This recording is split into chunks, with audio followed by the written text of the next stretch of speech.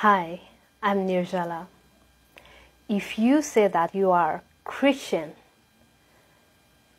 and you do smoke, you can't get rid of that habit.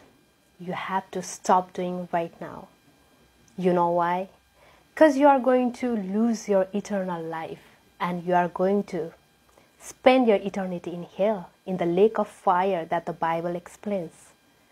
And also, 1 Corinthians 3:16, it says that you are the temple of God. See, being the temple of God, are we supposed to smoke? What do you think? I don't think so. We will be punished. Yes, we will be punished. So, the Bible says in 1 Corinthians 3:17, see what does it say?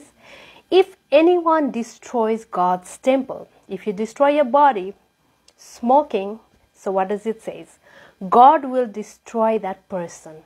See, God doesn't spare. Yes, He does love, but He doesn't spare. For God's temple is sacred. And you together at that temple, See?